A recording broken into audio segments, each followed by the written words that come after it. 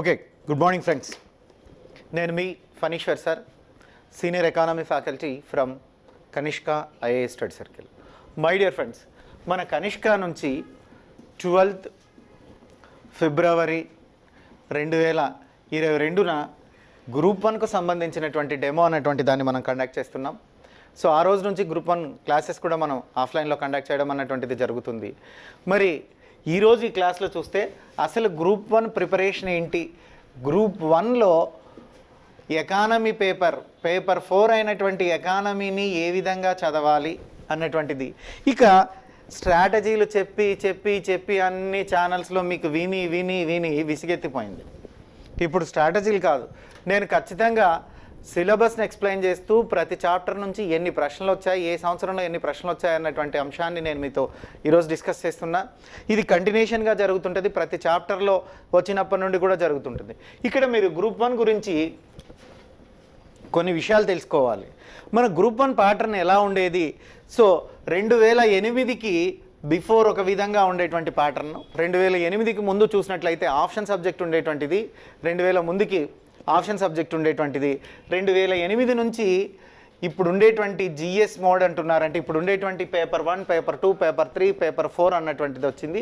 2008 నుంచి paper 4లో economy subject అన్నటువంటి దాన్ని తీసుకురావడం జరిగింది. ఇక 2008, 2011, 2012, 2016, 2019లో గ్రూప్ 1 ఎగ్జామ్ జరిగింది. అంటే ఇప్పటి వరకు ఈ కొత్త ప్యాటర్న్లో ఎప్పుడెప్పుడు ఎగ్జామ్ జరిగిందయ్యా అంటే 2008లో ఎగ్జామ్ జరిగింది, 11లో జరిగింది, 21లో జరిగింది, 16లో జరిగింది, మరి 19లో ఎగ్జామ్ అన్నటువంటిది జరిగింది. బయట ఒక టాక్ ఏంటంటే 11 ఎగ్జామ్ 16 వరకు జరిగిందని. యాక్చువల్గా నోటిఫికేషన్ అనేటువంటిది 11లో వచ్చిన ఎగ్జామ్ 12 మేలో జరిగిందండి. 2012లో ఒక ఎగ్జామ్, 16లోకి ఎగ్జామ్, 19లో ఎగ్జామ్ జరిగింది. ఈ 19లో జరిగినటువంటి ఏపీలో ఈ 19లో జరిగినటువంటి ఎగ్జామ్ని ఇప్పుడు కోర్టులో కేసు ఉంది, దాని గురించి కూడా రీ ఎగ్జామ్ గురించి కూడా జరుగుతున్నాయి. సో దానికి సూటబుల్గా కూడా మనం టీచింగ్ చేద్దాం. ఇక్కడ పోతే ఇదే పీరియడ్లో తెలంగాణ రాష్ట్రం ఏర్పడినప్పటి నుంచి చూస్తే ఒక్క పరీక్ష కూడా జరగలేదు. 2011 నోటిఫికేషన్ అంటే 2012లో జరిగినటువంటి ఎగ్జామ్నే 2016-17లో తెలంగాణ రాష్ట్రంలో జరిగింది. సో అంటే 17లో జరిగింది అది. ఆ తర్వాత ఆంధ్ర వాళ్ళకి 2016లో నోటిఫికేషన్ వచ్చింది, 19లో నోటిఫికేషన్ వచ్చింది, కానీ తెలంగాణలో నోటిఫికేషన్ రాలేదు. ఇక మన తెలంగాణలో చూసినట్లయితే గత 11 సంవత్సరాల నుంచి, అంటే లాస్ట్ 2011లో వచ్చిన నోటిఫికేషన్ అదే 2012లో జరిగింది. అప్పటి నుంచి కూడా ఇంతవరకు గ్రూప్ 1 నోటిఫికేషన్ అనేది రాలేదు. మరి సో మనకి ప్యాటర్న్ వచ్చినప్పటి నుంచి 2008 నుంచి 1, 2, 3, 4, 5 సార్లు ఎగ్జామ్ జరిగింది. ఈ 5 సార్లు కూడా 2011 నుంచి కాంట్రవర్షియల్గానే ఉంది ఎగ్జాము. 2016 మాత్రమే కొంచెం ప్లెయిన్గా జరిగింది. సో ఇప్పుడు కూడా ఆంధ్రప్రదేశ్లో వచ్చినటువంటి 2008లో వచ్చినటువంటి నోటిఫికేషన్ 9లో ఎగ్జామ్ జరిగింది. ఈ 2019లో అంటే 2018లో నోటిఫికేషన్ వచ్చింది. ఈ ఎగ్జామే 2019 మేలో జరిగింది, అది కూడా ప్రస్తుతం కోర్టులో ఉంది. మరి ఈ నేపథ్యంలో తెలంగాణ రాష్ట్రం గురించి చూద్దాం. ఈ నేపథ్యంలో తెలంగాణ రాష్ట్రం చూసినట్లయితే 11 సంవత్సరాల నుంచి గ్రూప్ 1 నోటిఫికేషన్ అనేటువంటిది లేదు. 2011లో వచ్చినటువంటి నోటిఫికేషనే. రాష్ట్రం విడిపోయిన తర్వాత ఒకసారి పరీక్ష నిర్వహించి ఇంటర్వ్యూలు కండక్ట్ చేశారు. ఆ తర్వాత రాష్ట్రంలో గ్రూప్ 1 నోటిఫికేషన్ జరగలేదు. ఇప్పుడు 400 ఉద్యోగాల నుంచి 600 ఉద్యోగాల మధ్యలో ఉంటాయన్నటువంటి దాంతో రేపో మాపో నోటిఫికేషన్ అని మీరు ఇప్పుడే చూస్తున్నారు. మన ముఖ్యమంత్రి గారు నిన్న ప్రెస్ మీట్లో కూడా చెప్పారు, రేపో మాపో 40,000 ఉద్యోగాలకు ప్రెస్ మీట్లో పెట్టి 40,000 ఉద్యోగాలు. అయితే అభ్యర్థులు గుర్తుపెట్టుకోండి, నోటిఫికేషన్ ఎప్పుడైనా రావచ్చు, దాంతో మీకు సంబంధం లేదు. ఎందుకంటే గ్రూప్ 1 లాంటి ఎగ్జామ్స్కి సంవత్సరం రోజులు మీరు త్రికరణ శుద్ధిగా సంవత్సరం రోజులు కష్టపడి చదివితేనే ఉద్యోగం వస్తుంది. ఏదో నేను నోటిఫికేషన్ వచ్చినప్పుడు చదువుతా అంటే వర్కౌట్ అవ్వదు. సీనియర్ ఆస్పిరెంట్స్ని మీరు అందరినీ చూసుకోండి, ఎవరైతే గ్రూప్ 1 సివిల్ సర్వీసెస్ ప్రిపేర్ అవుతున్నారో వాళ్ళు నోటిఫికేషన్తో సంబంధం లేకుండా ప్రిపేర్ అవుతూ ఉంటారు. ఇక్కడ నేను మీకు ప్యాటర్న్ ఎగ్జామ్ ఎక్స్ప్లెయిన్ చేసి, అంటే ఎకానమీ పేపర్ ఎలా ఉంటుంది, ఎకానమీ పేపర్లో ఏం చదవాలి, ప్రశ్నలు ఏ విధంగా వస్తాయి, ప్రశ్నల సరళిని కూడా నేను మీతో ఇప్పుడు డిస్కస్ చేస్తున్నాను. ఇక ఎకానమీ పేపర్ విషయానికి వచ్చినట్లయితే 150 మార్క్స్ ఉంటుందమ్మా. ఈ 150 మార్క్స్లో 3 సెక్షన్స్ ఉంటాయి. ఎన్ని సెక్షన్స్ ఉంటాయంటే 3 సెక్షన్స్ ఉంటాయి. ఈ 3 సెక్షన్స్ని ఎలా డివైడ్ చేశారయ్యా అంటే సెక్షన్ 1 ఇండియన్ ఎకానమీ అంటున్నారు.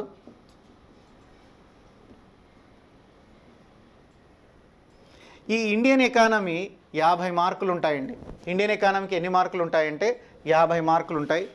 1 2 3 4 5 యూనిట్స్ ఉంటాయి. 50 మార్క్స్ ఉంటాయి. అంటే ఈచ్ యూనిట్లో మనకు 10 మార్కులు వస్తాయి. ఈచ్ యూనిట్లో ఎన్ని మార్కులు మనం స్కోర్ చేయాల్సి ఉంటుంది? 10 మార్కులు స్కోర్ చేయాల్సి ఉంటుంది.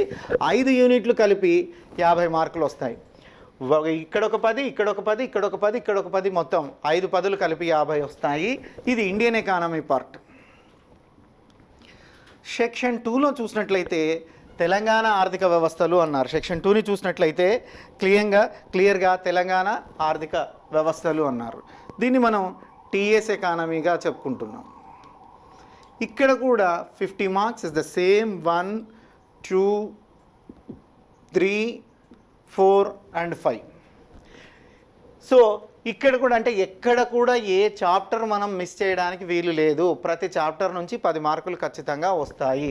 ఇక్కడ 5 చాప్టర్స్ ఉన్నాయి, 50 మార్క్స్ ఉన్నాయి. సెక్షన్ 2లో 5 యూనిట్స్ ఉన్నాయి, 50 మార్క్స్ ఉన్నాయి. ఇక సెక్షన్ 3 విషయానికి వచ్చినట్లయితే అభివృద్ధి మరియు పర్యావరణ సమస్యలు అన్నారు. సో సెక్షన్ 3లో చూసినట్లయితే అభివృద్ధి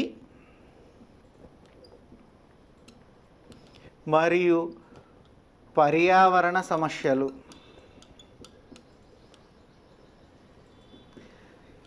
ఇది సెక్షన్ 3. ఈ అభివృద్ధి పర్యావరణ సమస్యలు ఎన్ని మార్కులు అయ్యా అంటే 50 మార్క్స్. వీటిని ఎన్ని మార్కుల కంటే ఇక్కడ కూడా సేమ్ 1 2 3 4 and 5 యూనిట్స్ ఉంటాయి. ఇది ఓవరాల్గా చూసినట్లయితే 15 యూనిట్లు ఉంటాయి, 150 మార్కులు ఉంటాయి. అంటే ప్రతి యూనిట్ నుంచి 10 మార్కులు ఇవ్వాలి. అయితే ఎగ్జామ్ ఎలా ఇస్తాడంటే క్వశ్చన్ యూనిట్ 1, ఈ యూనిట్ 1 జాతీయ ఆదాయం ఉంది. సో యూనిట్ 1 జాతీయ ఆదాయము. ఇక్కడ అభ్యర్థులకు ఉండేటువంటి ఒక బెస్ట్ సౌకర్యం ఏంటంటే పేపర్ని బాగా అనలైజ్ చేస్తే మీకు అర్థం అవ్వాల్సింది, సక్సెస్కు మీరు పాటించాల్సింది ఏంటంటే ఒక యూనిట్ని తీసుకున్నప్పుడు జాతీయ ఆదాయం అన్నటువంటిది ఒక యూనిట్. ఈ ఒక యూనిట్లో క్వశ్చన్ ఎలా అడుగుతారంటే ARB అని అడుగుతారు. క్వశ్చన్ నెంబర్ 1 ARB అంటున్నారు. అంటే అర్థం ఏంటయ్యా అంటే ఒక ఆప్షన్ ఉంది, ప్రతి యూనిట్లో 2 ఇస్తాడు, ఒక్కటే రాయాలి.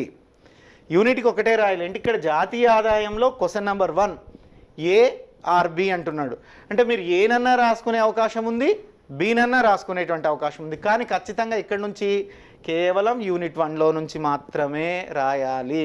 అంటే యూనిట్ 1లో ఏదో ఒక ప్రశ్న రాయాలి అని అర్థం. అట్లా 15 యూనిట్లలో నుంచి ఒక ప్రశ్న రాయాలి. ఈ విధంగానే వస్తాయి. A1 ARB 2 ARB, ఇది ప్యాటర్న్. ఇకపోతే నేను ఈరోజు మీకు ఇండియన్ ఎకానమీకి సంబంధించినటువంటి దాంట్లో ఒక యూనిట్ తీసుకొని ఈ యూనిట్లో 2008 నుంచి ఇప్పటి వరకు వచ్చినటువంటి ప్రశ్నలు ఏంటి, వాటిని ఎలా ఆన్సర్ చేయాలి, వాటి అనలైజేషన్ ఏంటి అన్నటువంటి దాని గురించి నేను డిస్కస్ చేస్తాను. First of all Indian economy 50 marks. ఇందులో unit 1 my dear friends, group 1 కానీ సివిల్స్ కానీ రాసేటప్పుడు ప్రధానంగా గుర్తుపెట్టుకోవాల్సింది ఏంటంటే సిలబస్ మీద తిరుగులేని కమాండింగ్. ఈరోజు నేను చాలామంది వేల మంది విద్యార్థులను అబ్జర్వ్ చేశాను ఈ 12 సంవత్సరాల నా అనుభవంలో. సిలబస్ గవర్నమెంట్ ఏమి ఇచ్చిందో తెలియదు, సమ్ ఎక్స్ నోట్స్కో వై నోట్స్ అవి చదివినాం సార్ రాలా, ఇవి చదివినాం సార్ రాలా అంటారు. అలా రావు. ఖచ్చితంగా ప్రభుత్వం ఇచ్చిన సిలబస్ మీరు ఫాలో అయితే దాని మీదనే ప్రశ్నలు ఉంటాయి. సో మీరు మార్కెట్లో దొరికే ఎల్లన్నా పుల్లన్నా బుక్కులు చదివినారంటే మాత్రం సక్సెస్ రాదు. మీరు చదవండి ఎవరి బుక్ అయినా, కానీ ఆ పుస్తకం సిలబస్కి అనుగుణంగా ఉందా లేదా అన్న విషయాన్ని నిర్ధారించుకొని చదవండి. సో మీరు ఎక్కడైనా కోచింగ్ తీసుకోండి, ఎవరితోనైనా తీసుకోండి, ఏ లెక్చరర్ అయినా బాగా చెప్తారు, కానీ చెప్పేటప్పుడు మీరు గమనించాల్సిన అంశం ఏంటంటే సిలబస్ ఫాలో అవుతున్నారా లేదా. యాజ్ ఏబిపిఎస్సి స్టూడెంట్స్ అయితే ఏబిపిఎస్సి ఇచ్చినటువంటి సిలబస్సు, టీఎస్పీఎస్సి స్టూడెంట్స్ అయితే టీఎస్పీ ఇచ్చినటువంటి సిలబస్సు. ఎందుకంటే ప్రతి ప్రశ్న సిలబస్లో నుంచే రావాలి. అయితే ఎకానమీ సబ్జెక్ట్లో ఉండేటువంటి ఇబ్బందికరం ఏంటంటే కంటెంటు కరెంటు రెండింటిని కలిపి చెప్పాలి. కంటెంటు కరెంటు నేను ఇప్పుడు మీకు చూపిస్తా. సిలబస్ని క్షుణ్ణంగా అర్థం చేసుకోవడం వల్ల వచ్చే అడ్వాంటేజెస్ ఏంటి అన్నటువంటి దాన్ని చూపిస్తా. ముందుగా నేను యూనిట్ 1లో ఉండేటువంటి సిలబస్ ఎక్స్ప్లెయిన్ చేసి 2008లో ఆ సిలబస్కు సంబంధించి ఏ విధంగా వచ్చింది, సో 2008లో ఆ సిలబస్కి సంబంధించి ఏ విధంగా వచ్చింది, 9లో ఏ విధంగా వచ్చింది, అంటే 11లో ఏ విధంగా వచ్చింది, 12లో ఏ విధంగా వచ్చింది, 16లో ఏ విధంగా వచ్చింది, 19లో ఏ విధంగా ప్రశ్నలు వచ్చాయనేటువంటి దాన్ని చూద్దాం. సో ముందుగా నేను సిలబస్ని చెప్తున్నా. జాతీయ ఆదాయము భావనలు సిలబస్. జాతీయ ఆదాయము భావనలు. This is the first sub topic in our syllabus. Second చూసినట్లయితే జాతీయ ఆదాయాన్ని లెక్కించే పద్ధతులు.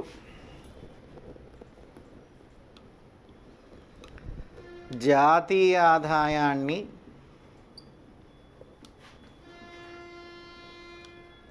లెక్కించే పద్ధతులు. థర్డ్ సబ్ టాపిక్ మనం సిలబస్లో చూసినట్లయితే నామినల్ మరియు వాస్తవ ఆదాయం అంటున్నారు. నామమాత్రపు ఆదాయము,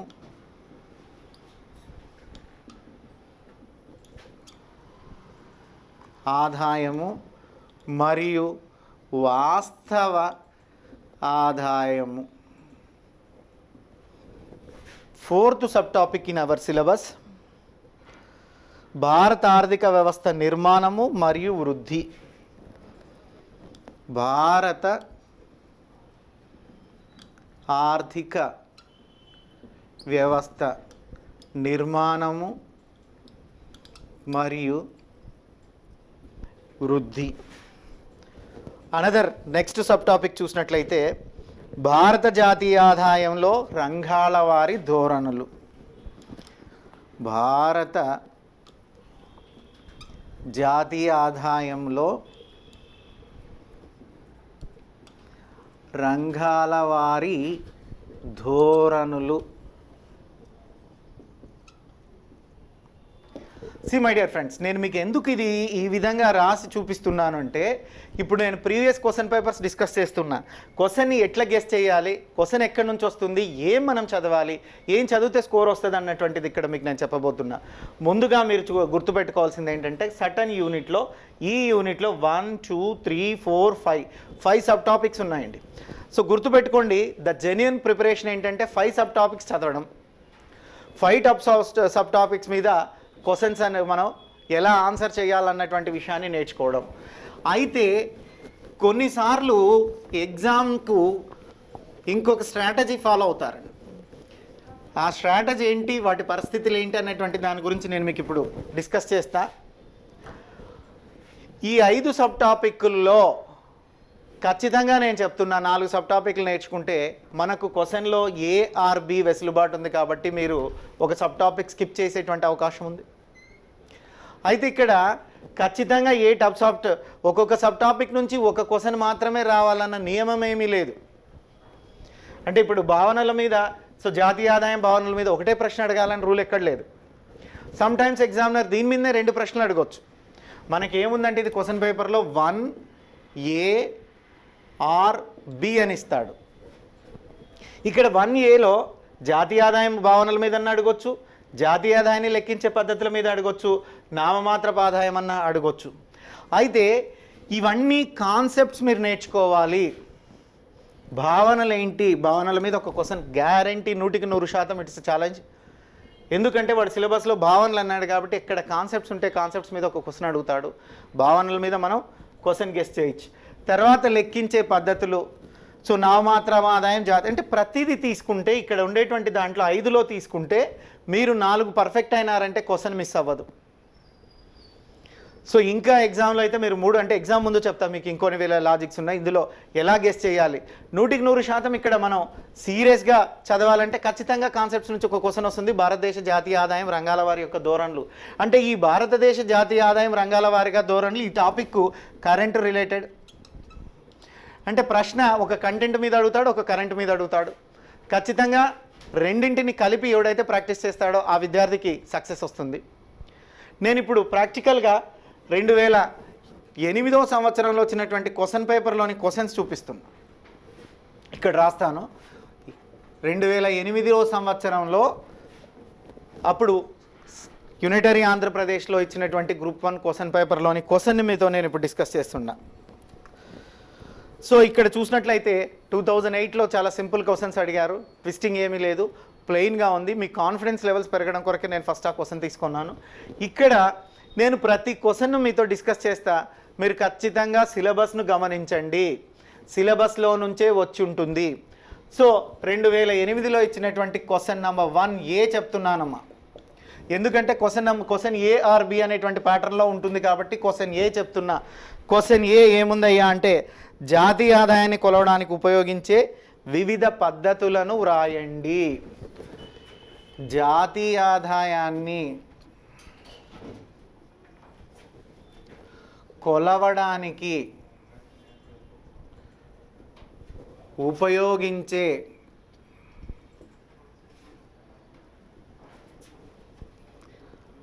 వివిధ పద్ధతులను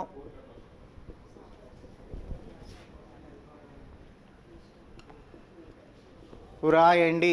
ఇది క్వశ్చన్ అండి, ఇది క్వశ్చన్ ఏ. ఆర్ మనకి ఇంకో అవకాశం కూడా ఉంది, బి. ఇదే క్వశ్చన్లో బి కూడా ఉంది. సో బిలో ఏమడిగాడయ్యా అంటే, జాతీయ ఆదాయాన్ని కొలవడంలో ఉండే సమస్యలు ఏమిటి అన్నాడు. జాతీయ ఆదాయాన్ని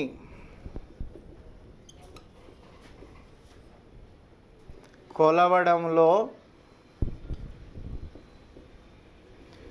ఉండే సమస్యలేవి, సమస్యలు ఏమిటి?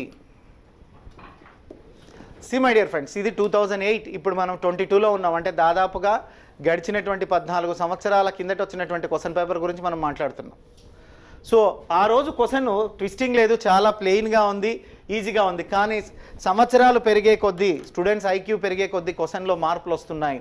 ఇక్కడ మీరు గమనించాల్సిన విషయం ఏంటంటే, ఇక్కడ జాతీయ ఆదాయాన్ని కొలవడానికి ఉపయోగించే వివిధ పద్ధతులు అంటే దేని మీద అడిగారు ప్రశ్న? కొలవడానికి ఉపయోగించేటువంటి పద్ధతుల మీద అడిగారు. Then concentrate here. ఖచ్చితంగా ఎక్కడున్నది? జాతీయ ఆదాయాన్ని లెక్కించి, బాగా అభ్యర్థులు వినాలా, జాతీయ ఆదాయాన్ని లెక్కించు పద్ధతులు అన్న సబ్ టాపిక్ మీదనే ఉంది 2 క్వశ్చన్స్. ఖచ్చితంగా మీరు, నేను చెప్పాను, ఈ సబ్ టాపిక్స్ నేర్చుకుంటే క్వశ్చన్ ఎక్కడికి పోదు. ఇక్కడ ఏమడిగాడు, మనకి సిలబస్ని మీరు ముందు పార్ట్స్గా డివైడ్ చేసుకోవాలి సబ్ టాపిక్స్గా. ఇక్కడ మొదటి సబ్ టాపిక్ ఏమన్నాం? జాతీయ ఆదాయము భావనలు. రెండోది ఏంటి? జాతీయ ఆదాయాన్ని లెక్కించేటువంటి పద్ధతులు. మూడోది ఏంటి? నామమాత్రపు ఆదాయము, వాస్తవాదాయము. 4 ఏంటి? భారత ఆర్థిక వ్యవస్థ నిర్మాణము, వృద్ధి. 5 ఏంటి? భారత జాతీయ ఆదాయం, రంగాల వారీగా ధోరణులు. ఇక్కడ క్వశ్చన్ ఏమడిగాడు? కొలవడానికి ఉపయోగించే వివిధ పద్ధతులు. ఎక్కడి నుంచి వచ్చింది? జాతీయ ఆదాయాన్ని లెక్కించే పద్ధతులు అన్న సబ్ టాపిక్ మీద నుంచి క్వశ్చన్ వచ్చింది. మీరు ఖచ్చితంగా ప్లాన్ చేసుకొని గ్రూప్ 1 ఖచ్చితంగా కొట్టాలి అంటే ఈ సబ్ టాపిక్ల మీద నుంచే క్వశ్చన్ వస్తుంది. ఇక్కడ కరెంట్ అనేది నేను చెప్పాను, ఈ కరెంట్ మీద ఎలా వస్తుందో కూడా చెప్తా, దీంట్లో కరెంట్ ఏంటో కూడా చెప్దాం. రెండో క్వశ్చన్ చూద్దాం, జాతీయ ఆదాయాన్ని కొలవడంలో ఉండే సమస్యలు ఏంటి అన్నాడు. ఇక్కడ కూడా సో జాతీయ ఆదాయాన్ని లెక్కించడం అన్నా కొలవడం అన్నా ఒక్కటే. అంటే ఒకే సబ్ టాపిక్ మీద 2 ప్రశ్నలు అడిగాడు. ఒకే సబ్ టాపిక్ మీద మీరు ఏదో ఒకటి వదిలిపెట్టి వచ్చేసని అన్ని 4 చదువుకొని ఇది ఒకటి వదిలిపెడితే వికెట్ అవుట్. అర్థమవుతుందా? సమ్ టైమ్స్ మీరు ఒక సబ్ టాపిక్ వదిలిపెట్టినా ఆ ఒక్క సబ్ టాపిక్ మీదనే 2 ప్రశ్నలు అడిగితే ఏం చేస్తారు? అందుకోసమే సిలబస్లో ఉండే ప్రతి అంశాన్ని మీరు క్షుణ్ణంగా చదవాలి. Then I'm going to another year question paper. After that ఈ ఎగ్జామ్ మళ్ళీ మనకి ఎప్పుడు జరిగిందంటే, ఆ ఎగ్జామ్లో ఏముందనేటువంటి దాన్ని చూస్తే 2011లో ఎగ్జామ్ జరిగింది. ఇది 2008 క్వశ్చన్ పేపర్. 2011లో అంటే ఈ నోటిఫికేషన్ 2009లోనే వచ్చిందమ్మా. ఎగ్జామ్ ఏమి ఇది 2009లో నోటిఫికేషన్ వచ్చింది, ఎగ్జామ్ ఏమో 2011లో జరిగింది. సో 11లో జరిగినటువంటి ఎగ్జామ్ క్వశ్చన్ పేపర్ చూద్దాం. ఈ 11లో జరిగినటువంటి క్వశ్చన్ పేపర్లో దీని గురించి ఏమయ్యారయ్యా అంటే, జాతీయ ఆదాయానికి మానవ అభివృద్ధి సూచిక ప్రత్యామ్నాయమని నీవు భావించుచున్నావా, నీ జవాబును సమర్థించుతున్నావా లేదా నిరూపించుచున్నావా. సో ఇక్కడ కూడా క్వశ్చన్ నెంబర్ 1 ఆ ఇయర్లో ఏ గురించి నేను మాట్లాడుతున్నాను. ఇక్కడ కొంచెం అంటే 2008లో క్వశ్చన్ చాలా ప్లెయిన్గా ఉంది. కరెక్ట్ కాన్సెప్ట్ బేస్డే అడిగాడు. కరెక్ట్ కాన్సెప్ట్ని ఎత్తుకొచ్చి ఏంటి అనేది అడిగాడు. కొంచెం 11కు వచ్చేలోగా కొంచెం ఎగ్జామినర్ ట్విస్టింగ్ వచ్చింది. సో క్వశ్చన్లో ట్విస్ట్ వచ్చింది. అదేంటో చూద్దాం. ఏమడుగుతున్నాడంటే, జాతీయ ఆదాయానికి మానవ అభివృద్ధి సూచి ప్రయత్నమని ప్రత్యామ్నాయమని, జాతీయ ఆదాయానికి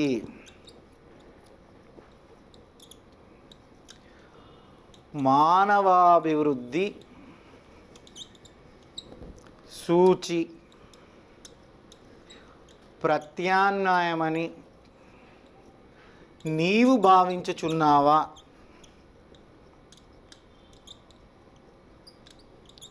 సో ఒకటి మన అభిప్రాయాన్ని అడిగారు, మీరు భావిస్తున్నారా అని. సో నీవు భావించుచున్నావా, మీ జవాబును సమర్థించండి, మీ సమాధానాన్ని ఆర్ జవాబును సమర్థించండి. అభ్యర్థులు ఒక విషయం గుర్తుపెట్టుకోవాలమ్మా. విషయం ఏంటంటే, ఎగ్జామినర్ సమర్థించండి అని అడిగినప్పుడు మీరు ఖచ్చితంగా మీకు ఇష్టం ఉన్నా ఇష్టం లేకపోయినా దాన్ని పొగుడుతూనే రాయాల. క్రిటికల్లీ అనాలసిస్ అంటాడు, అంటే విమర్శనాత్మక ధోరణిలో చెప్పండి అని. అంటే విమర్శిస్తూ అంటే క్రిటిక్స్ చేస్తూ చెప్పమని అర్థం. ఆ విమర్శనాత్మక ధోరణిలో చెప్పేటప్పుడు ప్రశ్న వేరుగా ఉంటుంది. కానీ ఇక్కడ ఏమంటున్నాడు, సమాధానాన్ని సమర్థించు అంటే ఖచ్చితంగా జాతీయ ఆదాయానికి మానవ అభివృద్ధి సూచి ప్రత్యామ్నాయం అనే నువ్వు వాదించాలి. ఎందుకు అతను సమర్థించమంటున్నాడు ఎగ్జామినర్. ఇది ఇక్కడ అభ్యర్థులు కొంచెం ఉండాలి. ఇక్కడ కొంచెం ట్విస్ట్ చేసి కరెంట్లోకి వచ్చాడు. ఇక్కడ మనకు ఇచ్చినటువంటి సబ్ టాపిక్లో ఎక్కడ మానవ అభివృద్ధి సూచి అన్నటువంటిది లేదు. కానీ ఏమడుగుతున్నాడు, జాతీయ ఆదాయానికి మానవ అభివృద్ధి సూచి ప్రత్యామ్నాయమా కాదా, సమర్థించు. సో సమర్థించి వాడు ఇక్కడ ఏమడిగాడు, మానవ అభివృద్ధి సూచి ప్రత్యామ్నాయమని నువ్వు భావిస్తున్నావా. భావిస్తున్నావు ఓకే, అది కాబట్టి సమర్థించు అంటున్నాడు. ఈ క్వశ్చన్ ఎక్కడి నుంచి వచ్చిందయ్యా అంటే, భావనల్లో ఉన్నటువంటిదే. జాతీయ ఆదాయంలోనే మానవ అభివృద్ధి సూచిని మనం లెక్కిస్తాం. సో దానికి అప్డేట్గా ఉంటుంది ఇది మానవ అభివృద్ధి సూచి అన్నటువంటిది. ఎప్పుడు జాతీయ ఆదాయం చదివినా మనం హ్యూమన్ డెవలప్మెంట్ రిపోర్ట్ అనేటువంటిది ఉంటుంది, హెచ్ఆర్డి రిపోర్ట్, దాన్ని చదవాలి. అంటే మీరు ఈ కాన్సెప్ట్ మీద మీకు పూర్తిగా కమాండింగ్ లేకపోతే అలాంటి ప్రశ్నలు వచ్చినప్పుడు ఇబ్బంది పడతారు. సో అంటే ఇయర్ మారే కొద్ది క్వశ్చన్లో ప్రశ్నని కొంచెం మార్పు చేయడం అన్నటువంటిది జరిగింది. ఇదే సంవత్సరంలో క్వశ్చన్ బిని చూద్దాం. ఇదే సంవత్సరంలో క్వశ్చన్ బిని మనం ఒకసారి చూద్దాం. సో క్వశ్చన్ బిని ఏముందయ్యా అంటే, స్వాతంత్రం తర్వాతి కాలంలో భారతదేశంలో ఆదాయము మరియు కార్మికులకు సంబంధించిన ప్రధాన రంగాలలో వచ్చినటువంటి మార్పులను వివరించండి అంటున్నాడు. క్వశ్చన్ చూద్దాం. స్వాతంత్రం తర్వాతి కాలంలో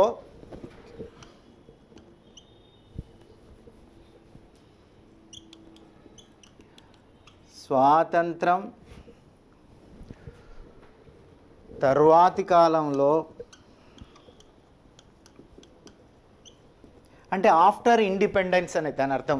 సో ఆఫ్టర్ స్వాతంత్రం తర్వాత కాలంలో భారతదేశంలో ఆదాయము మరియు కార్మికులకు సంబంధించినటువంటి ప్రధాన రంగాల్లో వచ్చినటువంటి మార్పులు కాలంలో భారతదేశంలో ఆదాయము మరియు కార్మికులకు సంబంధించినటువంటి ప్రధాన మార్పులేవి.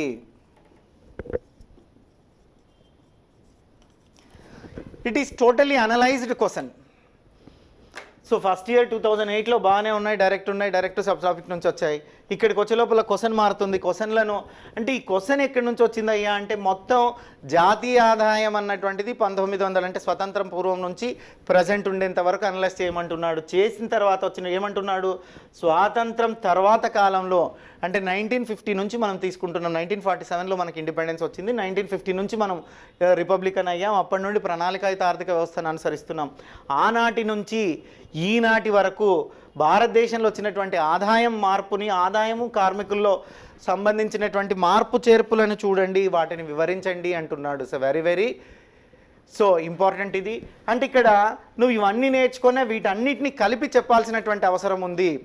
ఎందుకంటే ఇక్కడ మీరు అబ్జర్వ్ చేయండి, జాతీయ ఆదాయం భావనలతో పాటు సో ఒక సబ్ టాపిక్ ఉంటుంది. జాతీయ ఆదాయాన్ని నామమాత్రపు ఆదాయం లేదా వాస్తవ ఆదాయం. ఇక్కడ ఆదాయం అని అడిగాడమ్మా.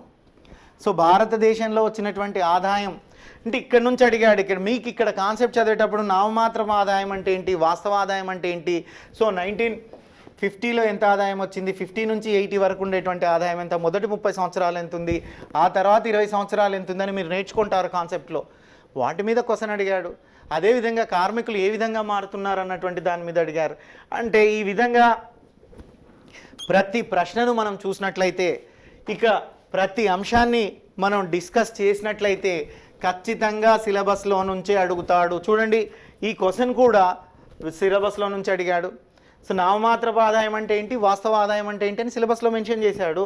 దేశంలో ఆదాయం కార్మికుల యొక్క మార్పుల గురించి అడుగుతూ ఉన్నాడు. ఇక నెక్స్ట్ ఇయర్కి వద్దాం. అంటే ఆ తర్వాత జరిగినటువంటి ఎగ్జామ్ ఎప్పుడు జరిగిందయ్యా అంటే 12. సో 2012 క్వశ్చన్ పేపర్ గురించి నేను మాట్లాడుతున్నా. 2012లో జాతీయ ఆదాయానికి సంబంధించినటువంటి క్వశ్చన్ ఏ విధంగా వచ్చిందన్నటువంటి దాన్ని డిస్కస్ చేస్తున్నాం. జాతీయ ఆదాయంలో క్షీణిస్తున్న వ్యవసాయ రంగం యొక్క వాటా భారత ఆర్థిక అభివృద్ధి రేటును పెంచుటకు సహకరించెను. మీ జవాబును సమర్థించండి అన్నాడు. సో ఇప్పుడు సో మీరు క్వశ్చన్ ఇయర్ మారే కొద్దీ డీప్ అనే దానిలోకి వెళ్ళిపోతున్నాడు. అభ్యర్థులు గమనించాలి. ఇక ఇది 12లోనే, ఆ తర్వాత మళ్ళీ 16లో ఎగ్జామ్ ఉంది, 19లో ఎగ్జామ్ ఉంది. ఇప్పుడు మీరు రాసేదంటే ఇంకొంచెం డీప్గా వెళ్ళిపోతున్నాడు అని అర్థం. అంటే ఎగ్జామ్ని మీరు ఎంత లోతుగా విశ్లేషించే కొద్దీ మీకు అంత సమాధానాలు దొరుకుతాయి. సో లోతుగా విశ్లేషించాలి అంటే ముందుగా మీకు గ్రిప్ దొరకాలి, పట్టు రావాలి అంటే పాత ప్రశ్నాపత్రాలనే ఏవైతే ప్రీవియస్ క్వశ్చన్స్ ఉన్నాయో వాటినే మీరు క్షుణ్ణంగా డిస్కస్ చేయాలి. చూద్దాం. జాతీయ ఆదాయంలో క్షీణిస్తున్న వ్యవసాయ రంగం వాటా. జాతీయ ఆదాయంలో క్షీణిస్తున్న వ్యవసాయ రంగం వాటా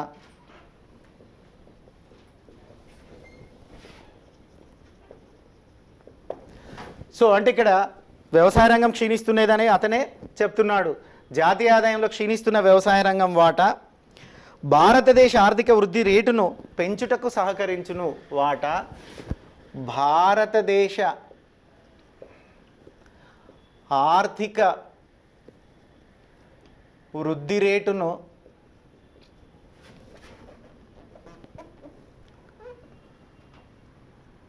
పెంచుటకు సహకరించును.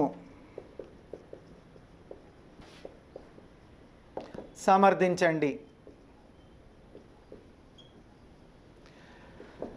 సి మై డియర్ ఫ్రెండ్స్, ఎక్కడైతే సమర్థించండి అన్నాడో పాజిటివ్లోనే క్వశ్చన్ రాయాలా, పాజిటివ్ అటిట్యూడే ఉండాలి.